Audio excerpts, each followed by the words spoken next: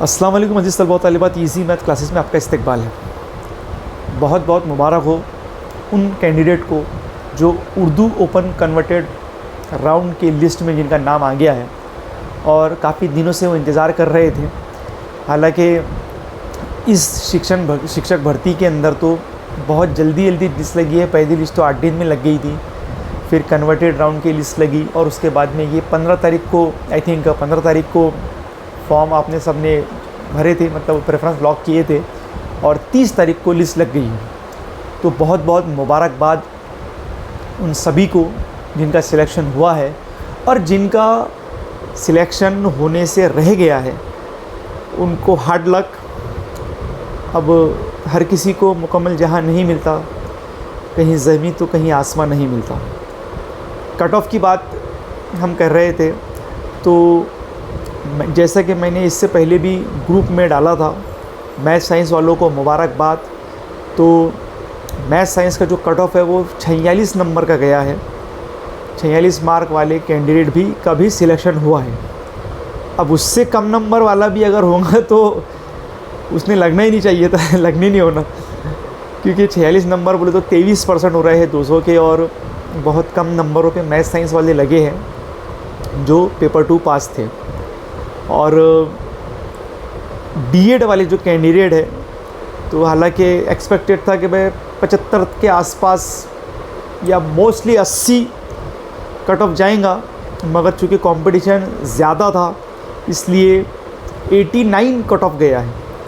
यदि मुझे किसी ने मैसेज किया कि भाई 89 कट ऑफ गया है, और उर्दू और सोशल का तो आप पूछिए मत, उसका तो हाई गया है। फिर भी एग्जैक्टली कितना है वो अभी मैंने देखा नहीं है। और दरियापुर में एक जगह थी केमिस्ट्री की, तो आई थिंक वो 9 से 12 में एक ही जगह थी शायद। तो वहाँ पर और उमरखेड़ में थी, तो वहाँ पर तो 134 है, 134 के कैंडिडेट का वहाँ पर सिलेक्शन हुआ है। तो खैर बहुत सारे लोग सवाल कर रहे हैं सर सेकंड फेज़ होगा या थर्ड टेट की तैयारी करें। तो जैसे भी आगे हमको अपडेट मिलती है, कुछ आई थिंक 782 का आंकड़ा है जिनका नाम इस लिस्ट में आया है, 782 कैंडिडेट का, और 998 जगह थी। तो जो जगह रह गई है, जैसे कि मैं बात करूं अगर हमारे अकोला ज़िले की, तो 17 जगह आई थी, 14 कैंडिडेट यहाँ पर लगे हैं। तो 3 जगह अभी हमारी सैनिक में नहीं लगी है। फिर उसका आगे क्या होगा वो अभी आगे हमको देखने को मिलेगा। तो ये एक बात थी। फिर बहुत सारे बच्चे उतावले हो रहे हैं कि भाई आगे का प्रोसेस क्या है। तो देखिए, अभी आप सब्र कीजिए, शुक्राना नमाज अदा कीजिए, घर में सभी को मुबारकबाद दीजिए, और डॉक्यूमेंट जो है आपके वो सभी तैयार कर लीजिए। डॉक्यूमेंट कौन से रहेंगे, क्या रहेंगे, उसकी लिंक जो है वो डिस्क्रिप्शन में अवेलेबल है डॉक्यूमेंट्स के ताल्लुक़ से, या फिर आप हमारे चैनल पर भी देख सकते हैं। साथ ही साथ कुछ कैंडिडेट का मुझे ऐसा फ़ोन आया कि सर हमारा सिलेक्शन तो हो गया है, मगर हमने डॉक्यूमेंट्स की जो डेट थी उसमें हेर फेर करी थी, यानी कि 12 फरवरी की लास्ट डेट थी, 12 फरवरी 2023, और उनका रिज़ल्ट उसके बाद में आया है। तो उन कैंडिडेट का क्या होगा? तो इससे पहले भी डॉक्यूमेंट वेरिफिकेशन में ऐसे कैंडिडेट को रिजेक्ट कर दिया गया है, और बल्कि मैंने तो शायद एक पत्र तो पढ़ा था कि उनके ऊपर कार्रवाई भी होंगी, शायद ऐसा उन्होंने बताया था। तो ऐसे जो कैंडिडेट थे जिन्होंने हेरा फेरी कर अपना सिलेक्शन कराया है, वो ना सिर्फ अपना नुकसान किया बल्कि एक उस बंदे का भी नुकसान किया जो आप उनकी जगह पे लग सकता था। अब आप सबसे पहले तो अभी 1-2 दिन के अंदर आप अपने संबंधित जो कार्यालय है, ज़िला परिषद है, नगर पालिका है, महानगर पालिका है, आप वहाँ पर जाइए और उनको बोलिए कि भाई हमारा ऐसा ऐसा सिलेक्शन हुआ है। फिर वो आपका कॉन्टैक्ट डिटेल नंबर वगैरह लेंगे और उसके बाद में फिर आपसे कांटेक्ट करेंगे। फिर आपको व्हाट्सएप के ज़रिए, कॉल के ज़रिए या फिर ईमेल के ज़रिए, तीनों भी ऑप्शन के ज़रिए आपका वो DV रखेंगे, यानी कि डॉक्यूमेंट वेरिफिकेशन।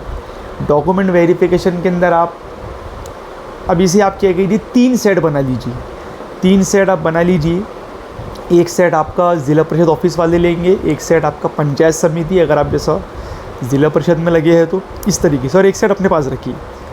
फिर तमाम कागजात को जमा करके ओरिजिनल वगैरह सब एक अच्छे फाइलिंग कर लीजिए उसकी, और जब भी आपका डॉक्यूमेंट वेरिफिकेशन होगा वहाँ पर आप सभी कागजातों को लेके चले जाइए। और फिर उसके बाद में, फिर उसके कुछ दिनों के बाद में वो लिस्ट लगाएंगे कि भाई ये कैंडिडेट डॉक्यूमेंट वेरीफाइड इनके सक्सेस हो चुके हैं, पात्र हो चुके हैं, और समुद्देशन के लिए आपको फिर बुलाएंगे। फिर उस समुद्देशन में आपको पहले लड़कियों को मौका मिलेगा मेरिट के मुताबिक, सबसे पहले हैंडीकैप कैंडिडेट को, फिर उसके बाद में लड़कियों को, और फिर उसके बाद में लड़कों। फिर जो भी आपकी स्कूल रहती है वहाँ आप संबंधित पंचायत समिति में जाएंगे, वहाँ आपका रुजू अहवाल सादर करेंगे, फिर आपको वो ज्वाइन करेंगे वहाँ पर। फिर मुख्याध्यापक को लेटर देंगे कि भाई इनको ज्वाइन करो। फिर आप स्कूल में जाएंगे, आपको मुख्याध्यापक ज्वाइन करेंगे, फिर या कि वो आपको एक ज्वाइनिंग रिपोर्ट देगा, और फिर वो आपको तहसील में ले आके जब पंचायत समिति में ले आके जमा करनी होगी, फिर आप वहाँ से ज्वाइन हो गए। ठीक है, तो ऐसा कुछ प्रोसेस था। उसके बाद और आगे भी हम आगे इसके बारे में ज़रूर आपसे बात करेंगे। और इसके अलावा भी अगर किसी का कुछ सवाल है, कुछ ऐसे भी कैंडिडेट है जो कि ऑलरेडी कहीं पर जॉब पर है और वो अभी सिलेक्ट हुए हैं, कोई 20% है, कोई 40% है, कोई 100% है, और वो अपनी जॉब छोड़कर ज़िला परिषद में लगना चाहते हैं, तो बिल्कुल आप लग सकते हैं, ऐसा कुछ नहीं है। और उसके लिए भी हम आपसे जो आपकी वहाँ का पे स्केल था, सारी चीज़ें हैं, सर्विस काउंट वगैरह जो भी है, वो उसके बारे में भी एक अलग से वीडियो हम ज़रूर बनाएंगे। और भी अगर आपको कुछ सवाल है तो आप कमेंट करके सवाल पूछ सकते हैं। आज के इस वीडियो में इतना ही। देखते रहिए इजी मैथ क्लासेस। अल्लाह हाफिज़।